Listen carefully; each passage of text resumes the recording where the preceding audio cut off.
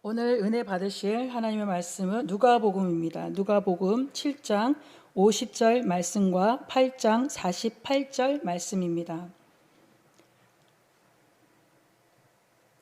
누가복음 7장 50절 말씀을 다 같이 합독하시겠습니다. 예수께서 여자에게 이르시되 내 믿음이 너를 구원하였으니 평안히 가라 하시니라. 이어서 누가복음 8장 48절 말씀을 읽겠습니다. 예수께서 이르시되 딸아 내 믿음이 너를 구원하였으니 평안히 가라 하시더라. 아멘. 오늘 설교가 제가 참 많이 고민이 됐습니다. 제목부터 심상치 않은데요. 계속 하나님께 성도님들을 어떻게 위로하고 또 응답이 될 만한 말씀과 좀 주제를 좀 허락해 주십사 아주 열심히 기도했습니다. 그런데 말씀을 주셨을까요? 아니요. 안 주셨어요. 그냥 네 하던 대로 해라. 하는 그런 말씀 같아서 저는 이번 한 달 동안 이렇게 큐티를 좀 나누면서 깨닫고 또 마음에 담고 살아내 보려고 했던 말씀을 좀 함께 나누고자 합니다. 오늘 이렇게 솔리스트가 이렇게 찬양해 주셨던 것처럼 근데 주제가 되게 많네요. 바로 두 여인에 대해서 이야기하려고 합니다. 지금 우리가 찬양해 주셨던 우리 솔리스트가 정말 한 여인의 고백처럼 오늘 저는 이 두 여인에 대한 이야기를 하려고 하는데요. 바로 여러분들 읽었던 누가복음 7장과 8장에 등장하는 여인입니다. 세상에서 죄인이라고 낙인 찍힌 죄 덩어리의 한 여자와 그리고 혈증을 앓고 있는 고침받지 못하고 세상에서 격리된 병 덩어리의 한 여자에 대한 이야기입니다. 이 두 여인에 대해서 함께 나누려고 하는데 누가복음은 이 구조가 그 큰 이야기 속에 또 다른 작은 이야기가 나오는 액자 구성이라고 되어 있는 곳이 있습니다. 많이 이렇게 구성이 되어 있는데요. 왜 그렇게 구성이 되었느냐라고 해봤더니 그 연결되는 작은 이야기와 이야기를 따라가다 보면 결국 누구와 마주하냐면 나와 마주하게 된다는 거예요.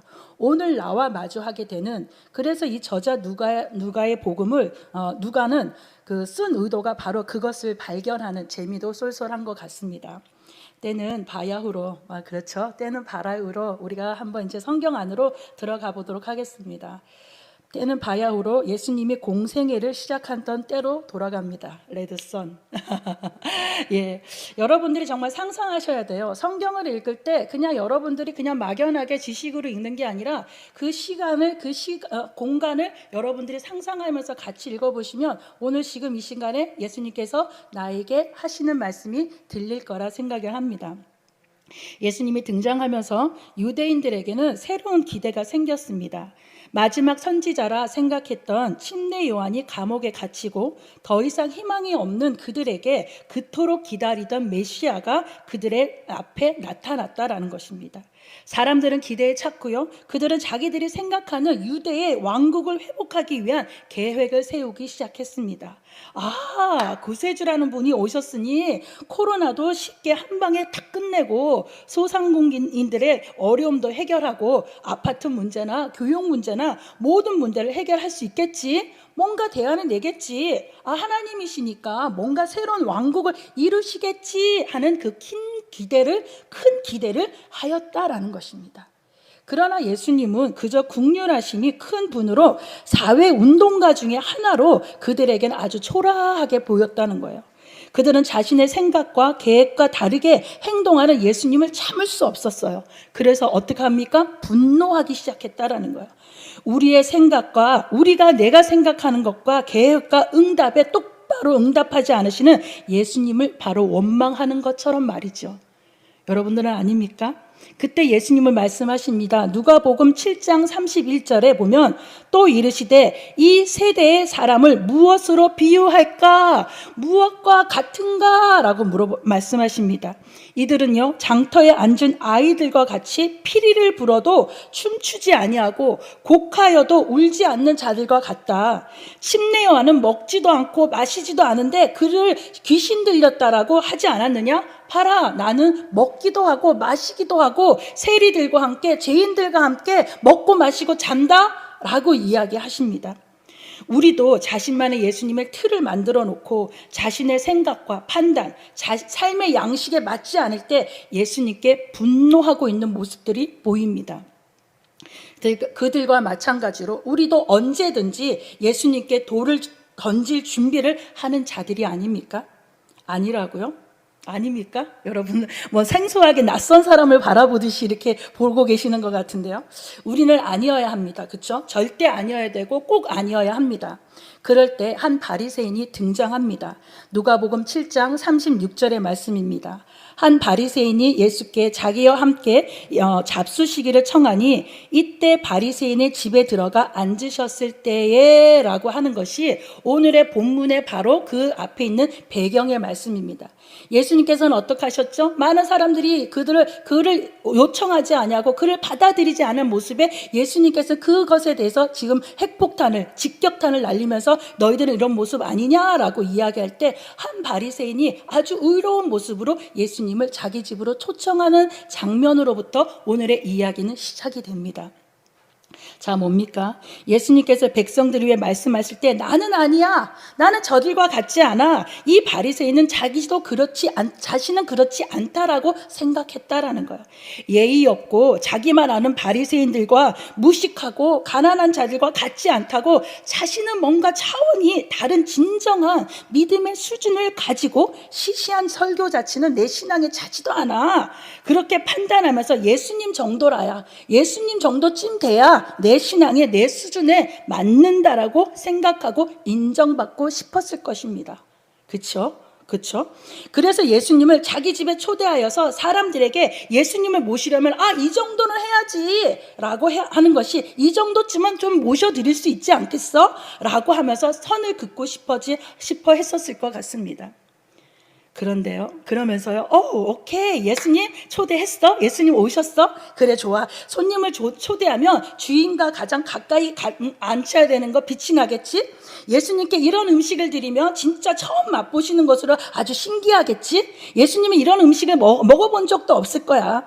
이 비싸고 맛있는 음식이 어디서 났냐라고 물으시면 내가 아끼는 가장 소중한 사람들한테 아주 특별하게 드리는 것이라고 말하면서 생색 낼 생각을 하니까 막 기분이 좋아졌어요. 자기는 예수님을 모신다. 예수님을 이렇게 모셔야지, 저렇게 모셔야지 라고 하면서 아주 막 흥이 돋아져서 아주 막 바쁘게 움직이고 있었어요.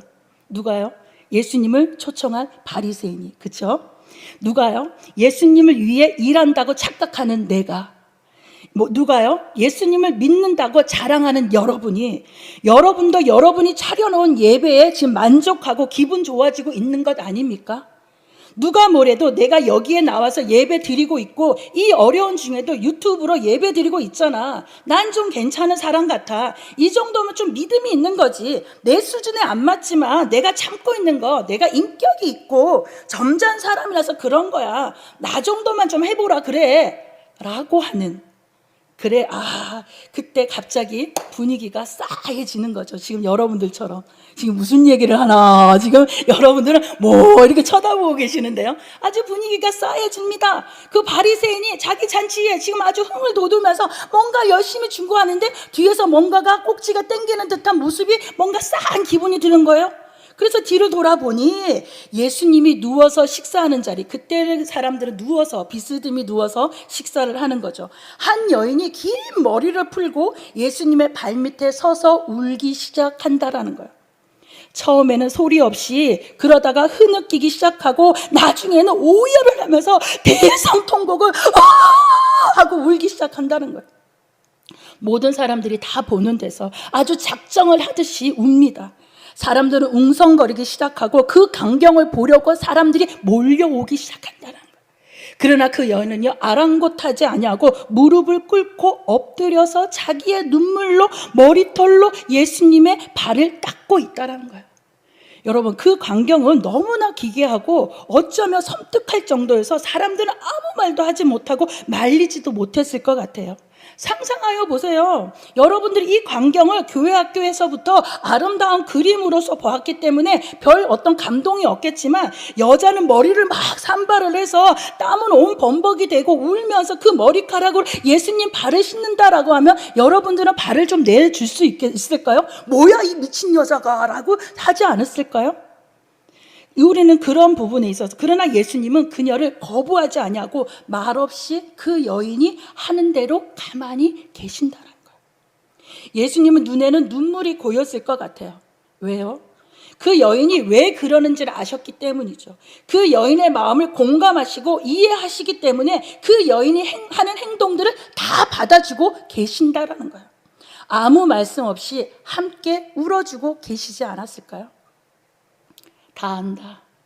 그래, 네가 하는 거 지금, 네가 하는 행동, 네가 하고자 하는 마음 내가 다 안다 라고 이야기하고 계시지 않을까요? 근데 그때 가장 열받는 사람이 누굴까요? 여러분 대답 좀 해주세요. 누굴까요? 바리새인이요? 아니요, 가장 더운 사람이겠죠. 지금 제가 제일 덥습니다. 막 벗고 싶은데요. 멀리서 그 모습을 본 바리새인은 화가 났습니다. 내 잔치에 내가 빛나고 내가 예수님을 어떻게 모시는지 사람들이 알게 하고 나의 의로움을 내보이는 그 자리에 저 죄인이 저 말도 안 되는 저 더러운 XX가 내 잔치를 망쳐? 예수님은 저 여자가 누군지를 알고 저러시는 거야? 저 불결한 여자의 눈물이 예수님 발에 닿았으니까 예수님도 불결한 자가 되었고, 내 집이 부정한 집이 되었어. 어떡하지? 난 망했어. 쫓아내야 하는 건가? 그때 그 마음의 생각을 예수님이 아셨다라는 거예요.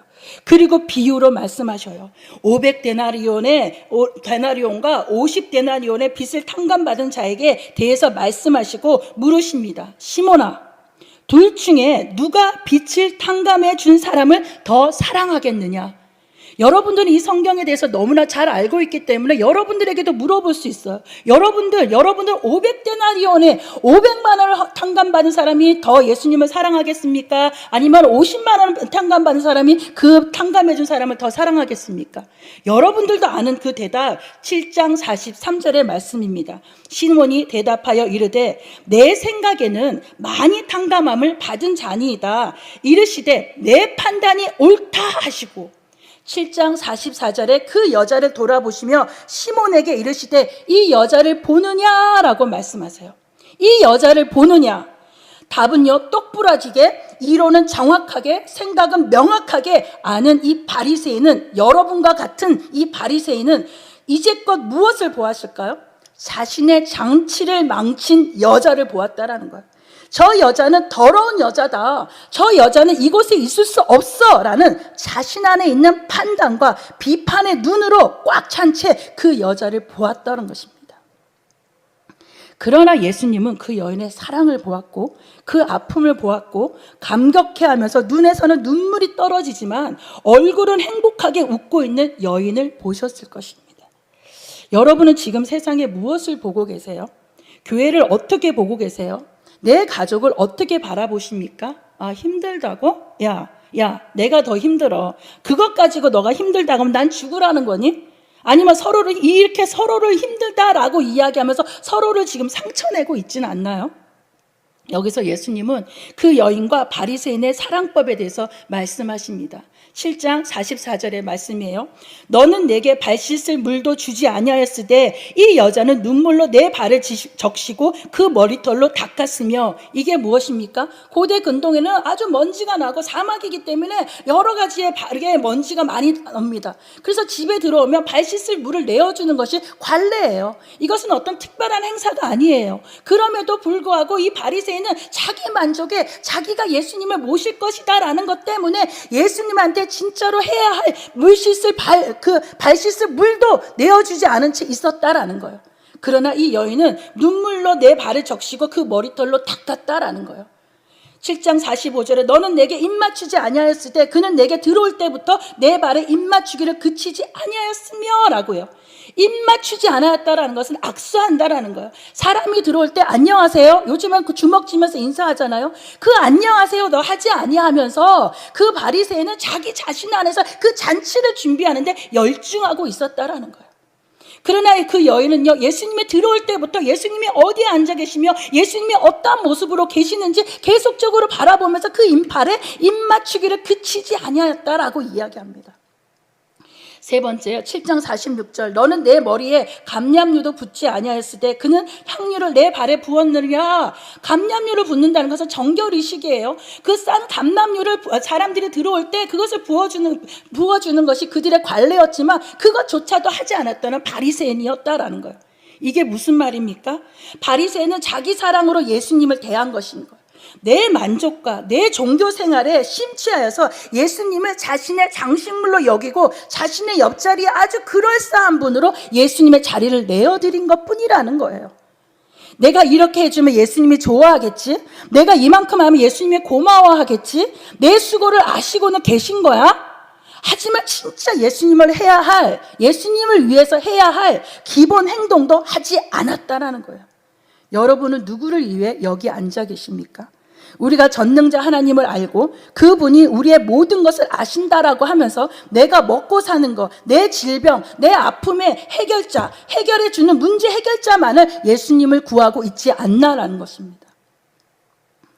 세상에 대해서도 가족에 대해서도 교회에 대해서도 내 만족으로만 사랑하고 있지 않습니까? 진짜 사랑한다면 사회가 교회를 향해서 무엇을 원하는지, 가족이 진짜 필요한 것이 무엇인지, 예수님이 나에게 무엇을 요청하고 계시는지 마음을 기울여야 하지 않을까라는 것입니다. 여인은 보았을 거예요. 처음부터 작정하고 그 옥합을 가지고 왔을까요? 그 비싸고 자기의 가장 소중한 것을 그 자리에 그 사람 많은데 들고 왔을까요? 한번 상상해 보았습니다. 아니요. 제 생각에는 예수님이 그 집에 가신다는 소식을 들었다라는 거예요. 그래서 재빨리 가서 그 집에 몰래 사람들의 눈에 띄지 아니하는 곳에 자리를 잡고 예수님이 들어오는 것을 계속 보고 있었다라는 거예요. 그러나 집에 들어온 예수님을 바리새인은 내버려 두는 것을 보았고 그 귀한 예수님을 자신은 한 번이라도 눈 마주치고 보고 싶었던 그 예수님을 아주 천하게 아주 하대하면서 대하는 그 바리새인의 모습을 보았다라는 거예요. 어쩌면 자신의 위치와 같고 자신이 세상 사람들에게 죄인이다라고 손가락질 받는 듯한 그런 모습으로 예수님을 대하고 있는 그 모습에 그 여인은 많이 화가 났을 것 같아요. 속상했을 것 같아요. 그래서 정신을 잃고 멘붕된 상태에서 부랴부랴 자기 집으로 뛰어들어가서 그 귀한 옥합을 들고 다시 바리새인의 집에 들어와서 가쁜 숨을 헐떡이면서 땀에 범벅이 되어서 주님 앞에 섰을 거라는 거예요. 그렇죠? 안 그렇습니까? 예. 무슨 마음으로 그런 생각을 했는지, 어쩌면 바리새인이 아주 거만하게 그렇게 자랑하는 사랑이 아닌 자기 진짜 사랑을 좀 보여주고 싶은 찐 사랑을 좀 보여주고 싶지 않았을까요? 너가 자랑하는 그것이 사랑이 아니라 진짜 내가 하는 게 사랑이다라는 것을 좀 보여주고 싶지 않았을까요? 그러나 그 옥합을 들고 그 발밑에서 예수님의 발을 본 그 순간 그 여인은요, 더 이상 말할 수 없었어요. 예수님의 발을 본 순간 그 여인은 눈물이 그 안에 있는 그 서러움이 터지기 시작했다라는 거예요. 여인은 예수님의 마음을 읽혔고요. 그 사랑에 감동되어서 자신을 사랑하고 품어주는 예수님을 알기에 그 자리에서 격한 울음이 터진 것 아니겠습니까? 진짜 여러분들이 예수님을 사랑한다면 여러분의 중심이 아니라 예수님의 마음이 지금 어떠한지를 살피면서 이 자리에서 와서 예배를 드리고 있어야 한다는 거예요. 아무도 환대하지 않았고 예수 그리스도라는 그 이름조차도 지금은 반기지 않은 이 상황에서 그 먼지 묻은 발로 예수님이 그 잔치 자리에 앉아 있는데 그 발은 어떤 발이었을까요? 죽은 자를 살리고 아픈 자를 위로하고 그 피곤에 쩌든 그 발 하나 씻겨주지 아니하는 그들 모습 속에 그 여인은 그것을 바라본 순간 자기의 모습, 자기의 죄됨, 예수님의 불쌍함, 예수님의 그 치근함, 그 모든 것들이 느껴져서 울기 시작했을 거라는 거예요. 저는 오늘 이 자리에 여러분들이 어떠한 마음으로 예배를 드리러 왔는지 좀 살펴보고 싶습니다. 그 여인은 그녀가 처음부터 옥합을 깨트리려 작정한 것은 아니었을지도 모릅니다. 여인이 가장 아끼는 것을 깨트려 예수님께 드렸습니다. 그것으로 예수님의 발을 씻겨드릴 수 있었기 때문입니다. 그 향유를 담은 옥합은 여인에게 무엇이었을까요? 그것을 가진 것만으로도 사람들에게 야, 네가 그런 귀한 것을 가질 자격이나 돼? 하며 조롱거리하고 시기의 대상이 될 수도 있었겠지요. 그 여자가 가져서는 안 될 것이라고 무시하고 빼앗으려고 했을 수도 있었을 것입니다. 값비싼 옥합이라고 해서 오히려 들키지 아니하고 빼앗기지 않으려고 몰래 숨겨둘 수 있었을지도 모르고요. 오히려 그것이 버거운 삶의 짐이 되어버렸을 수도 있었을 것이다라는 거예요. 그저 혼례를 위해서 세상에 가져야 했던 그 옥합이 아니라 그녀의 마지막 자존심이었을 거라는 생각이 듭니다. 그래서 그것을 그토록 독하게 쥐고 있었던 것을 예수님 앞에 깨뜨릴 수밖에 없는 그녀의 마음은 도대체 무엇이었을까요? 여러분의 옥합은 무엇입니까? 가족입니까? 자녀입니까? 부모입니까? 돈입니까? 사업입니까? 명예입니까? 아니면 그 무엇보다 귀한 자신, 내 자신 아닐까요? 그래서 그렇게 나를 지키려고 아둥바둥 대면서 사람들에게, 가족들에게 무시당하지 않으려고, 짓밟히지 않으려고 분노하면서 사람들에게 초라함을 들키지 않으려고 옥합을 화려하게 치장하면서 살고 있지 않았습니까? 그러나 그 옥합에 담겨있는 향유가 진짜 향유였을까요? 계속 물어봅니다. 여러분은 알잖아요. 여러분이 생각하는 그 옥합 속에 담겨있는 게 진짜 향유가 아니라 뭐였을까요? 죄였다라는 거예요. 아무도 모르는 죄. 사람들은 몰라도 자신만을 아는 그 죄. 그러나 그것이 깨지면 진짜 감추어진 내가 깨지고 진짜 끝날 것 같아서 그것을 깨뜨리지 않으려고 전전긍긍하면서 두려워하면서 손에 쥐가 나게 웅크리면서 살고 있는 것 아닙니까? 그런데 그것을 예수님께서 필요하다라고 얘기해요. 그것을 원한다라고 말씀하신다라는 거예요. 너의 아픔이 필요하고 너의 눈물이 필요하고 너의 목마름이 필요하다. 왜요? 내가 그것을 채워줄 수 있기 때문에, 그것으로 내가 너의 주인됨을 나타낼 수 있기 때문에 너의 마음을 내게 주겠니? 라고 말씀하고 계시는 거잖아요. 깨지지 않은 옥합이 진짜 향유를 담은 것인지 구정물을 담은 것인지 누가 알겠습니까? 깨봐야 아는 것이잖아요. 여자는 향유를 깨뜨렸습니다. 그것이 믿음이고 그것이 용기입니다. 깨지는 순간 죄는 밖으로 쏟아졌고 부끄러움을 당할 것을 각오한 그 여인은 죄의 눈물로 예수님의 몸을 닦기 시작했다라는 거예요. 죄의 덩어리, 향유 옥합이 아닌 죄의 옥합, 그 향유가 아니 온 죄가 온 집안에 진동하였다라고 얘기돼요. 더 이상 숨길 수 없는 죄를 주님 앞에 쏟아냈을 때 어떻게 되었지요? 물이 포도주가 되듯이 죄는 깨끗하게 씻겨지고 무거운 죄의 짐은 가벼워지는 것입니다. 나의 죄를 위해서 나의 죄로 예수님을 닦는 거예요. 예수님은 그것을 사랑이라고 하십니다. 예수님은 그것이 필요하다라고 말씀하고 계시는 거예요.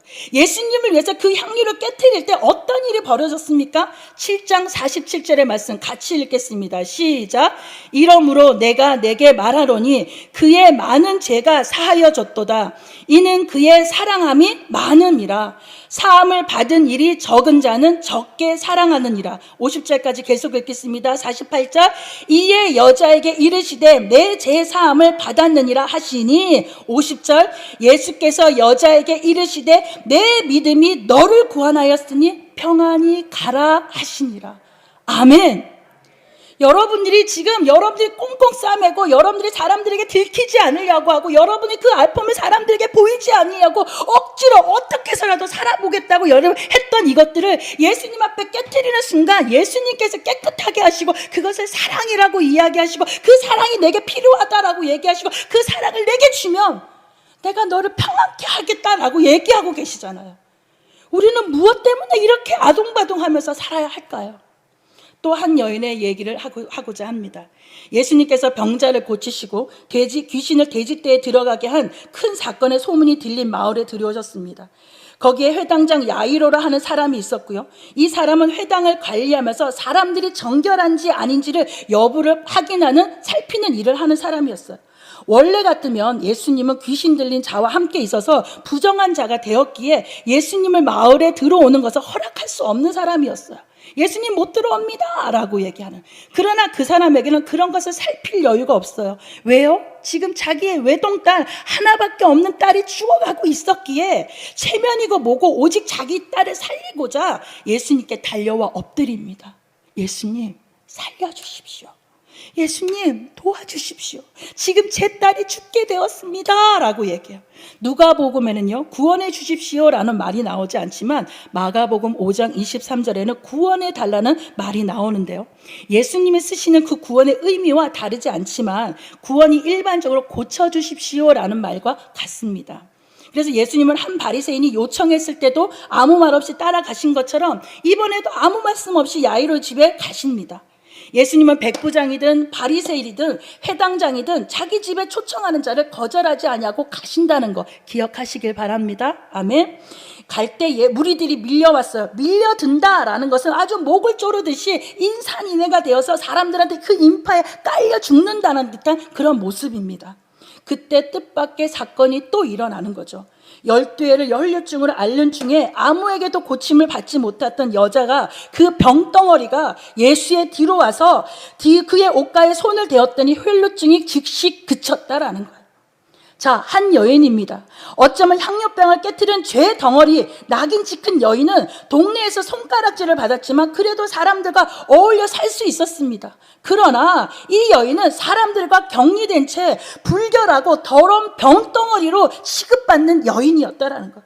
이 여인이 사람들에게 껴들었다가는 모든 사람들을 부정하게 되어 격리될 수밖에 없는 그런 사람이야. 지금의 코로나에 확진이 되면 접촉한 사람이 다 격리되는 것처럼 그렇게 살아가는 사람이야. 여인은 어떤 생각을 했을까요? 자기가 예수님을 만지는 순간 예수님조차도 부정한 사람이 되니 예수님은 나를 거절하실 것이다. 나의 죄 때문에, 나의 병 때문에 예수님마저 나를 거절하실 것이다. 그러나 예수님의 소식을 들었으니, 예수님이 병든 자를 고친다 하셨으니 예수님만이 나를 고칠 수밖에 없기에 그녀는 목숨을 걸고 그 예수님 뒤로 가서 예수님의 옷을 손에 대는 순간 어떻게 됐어요? 나았어요. 나았다. 여인만 알 수 있는 건 나았어. 내가 나았어 라고 했었을 때 예수님께서 돌이켜서 누구냐? 라고 물어보시는 거예요. 누구냐? 그 여인은요 얼마나 힘들었을까. 그때 막 그 회당장 야이로가 자기 그 딸이 죽었다라고 막 하는데 예수님이 멈추신 거예요. 그리고 나서 누구냐? 라고 이야기하는 거예요. 가장 목이 탔던 사람이 누굴까요? 가장 목이 탔던 사람이 누구예요? 대답이 없어요?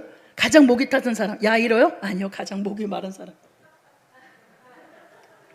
와, 되게 건조해요. 우와, 소문이 났어요. 가장 목이 탔던 사람들은 바로 그 야이로죠. 너무 몰두해 보이시는데 8장 45절 말씀 같이 읽을까요? 시작. 예수께서 이르시되 내게 손을 댄 자가 누구냐 하시니 다 아니라 할 때 베드로가 이르되 주여 무리가 밀려들어 미나이다.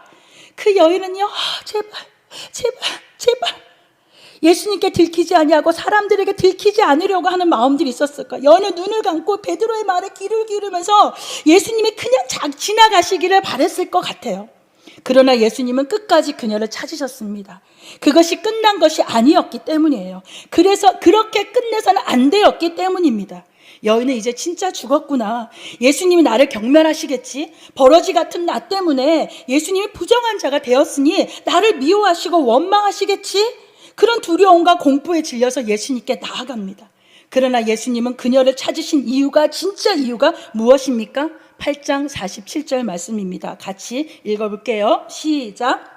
여자가 스스로 숨기지 못할 줄 알고 떨며 나와 엎드려 그 손댄 이유와 그 나은 것을 모든 사람 앞에서 말하니 48절 예수께서 이르시되 딸아 내 믿음이 너를 구원하였으니 평안히 가라 하시더라. 이것이 그녀에게 필요했던 것입니다. 단순히 병의 치료를 넘어서 치료자의 주체가 누구인지를 밝혀서 그녀가 알게 하는 거, 사람들에게 알려주는 거, 그래서 평안을 얻게 하는 거, 그것이 중요하다라는 것이에요.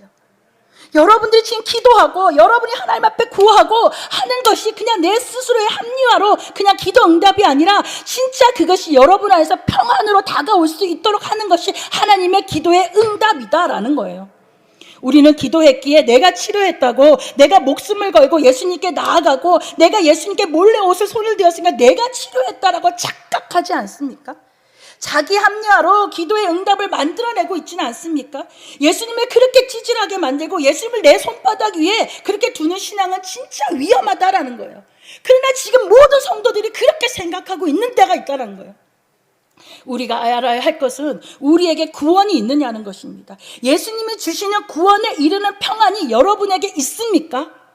단순히 치료의 문제가 아닌 예수 그리스도에 인해서 하나님 나라로 옮겨지는 구원이 있을 때 여러분의 문제는 온전하게 해결되는 것입니다. 다시는 목마르지 않는다는 것입니다. 구원에 이르는 치료와 문제 해결은 다시 목마름이 없는 것을 여러분이 믿으시기를 예수님의 이름으로 축원합니다. 그때 야이로 집에서 소식이 들려옵니다. 딸이 죽었다고. 여기서 야이로의 눈빛이 흔들립니다. 8장 50절의 말씀이에요. 예수께서 들으시고 이르시되 두려워하지 말고 믿기만 하라. 그리하면 딸이 구원을 얻으리라 하고. 야이로는 두려워했습니다. 믿음이냐 현실이냐를 선택해야 했었습니다. 성경에는 바리새인처럼 그의 마음의 생각이 기록되어 있지 않지만, 그러나 부정한 여인이 예수님을 만졌고 이미 아이는 죽었다 하고, 그러나 예수님은 두려워하지 말고 믿기만 하라 라고 말씀하시니, 여러분들 이 현실과 예수님께서 말씀하시는 이 말씀 속에 여러분은 갈등하고 있지 않습니까?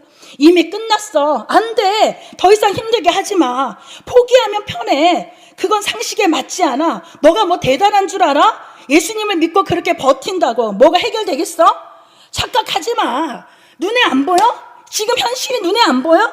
더 이상 무엇을 기대하고 있는 거야? 라고 우리는 이런 말을 듣고 있지 않습니까? 여기서 여러분의 선택이 무엇이 되어야 합니까? 두려워하지 말고 믿기만 하라. 아멘.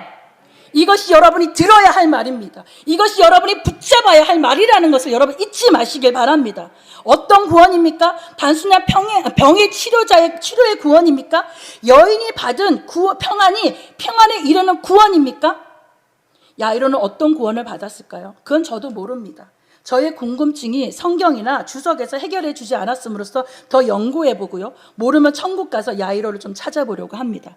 여기에서 구원은 히브리어로 똑같이 SOS, 그러니까 사우스에서 유래된 같은 단어를 쓰고 있기에 제가 살펴본 관점은 딸의 치료 위에 예수님의 구원의 선포가 없었다라는 거예요. 그래서 해당장이 가진 구원의 의미가 좀 더 다르게 해석되지 않았을까? 이 말씀의 깨달음을 얻기 위한 질문이니까 이게 맞니? 저게 맞니? 라고 하면서 오해는 없으시길 바랍니다. 우리는 예수님을 치료자로만 보십니까? 예수님을 내 생각과 내 판단과 내가 만든 틀에 끼워서 생각하고 있지는 않습니까? 바리새인처럼 회당장처럼, 그러나 그들의 이야기 안에 대조적으로 이 여인들을 붙이신 이유를 다시 한번 생각해 봐야 되지 않을까라는 거예요. 바리새인에게 그 죄덩어리, 회당장 야이로에게 그 병덩어리 여인을 붙여서 이야기하고 있는 누가의 의도는 도대체 무엇이었을까를 살펴봤었을 때 진짜 믿음이 무엇이냐라는 겁니다. 우리의 구원은 완전하고 안전한 구원입니다. 절대 이 구원에서 빼앗기고 그 어떤 것으로도 끊기지 않습니다. 그러나 우리는 구원에 대해서 목마름이 다시는 없어야 됩니다. 그러나 이 구원에 합당한 자로 주님 앞에 내 자신을 깨트려 버림으로 더 이상 죄를 담을 수 없는 존재가 되었음을 인정하고, 죄 덩어리에서 복 덩어리로, 병 덩어리에서 생명의 덩어리로 주님께 나아가도록 몸부림쳐야 한다라는 것입니다. 그리고 구원에 합당한 자로 주님만이 나의 구원자이시고 생명 되시고 생명자 되심을 증거해야 한다는 것입니다. 내가 한 것이 아니라 주님이 죄의 자리에, 사망의 자리에서 나를 살리셨음을 증거하고 살아야 합니다. 두려워하지 말고 믿기만 하라. 그리하면 내가 구원을 얻으리라. 내 믿음이 너를 구원하였으니 평안히 가라 하신 말씀이 죄 덩어리에서 죄의 옥합을 깨트리는 저와 여러분에게 임하시기를 예수님의 이름으로 축원합니다. 아멘. 오늘은요, 저는 여러분들과 기도하기를 원했습니다. 그래서 제가 좀 더 다른 곳에 넘어가지 않으라고 원고에 충실해서 원고를 열심히 읽었습니다. 여러분, 진짜 우리가 언제 기도해 봤습니까? 여러분은 예전에는요, 우리가 문제가 생기면 어쨌습니까? 작정해서 기도했었어요. 여러분 새벽에 달려왔었고, 여러분 금요철에서 소리 높여서 기도했었는데, 이제는 무엇입니까? 여러분이 문제가 생겼어도, 여러분이 어려운 일 있어도, 여러분 슬픈 일 있어도 기도하지 않냐고 그 자리에 멈춰버리고 세상의 지혜와 세상의 지식으로 예수님을 그 틀에 맞춰놓고 지금 생각하고 있지 않습니까? 1년 동안의 시간 속에서 여러분이 바뀌어진 게 너무나 많다라는 거예요. 그러나 진짜 사랑이 무엇입니까? 예수님 앞에서 죄를 벗어내는 것들이 어렵습니까? 병덩어리로 여러분이 그 자리에서 예수님이 나를 거부하실 것이다라고 착각하고 있습니까? 아니요. 예수님은 언제나 여러분에게 문을 열어놓고 여러분들을 기다리고 있으시고 여러분의 사랑이 필요하다라고 말씀하고 계신다라는 거예요.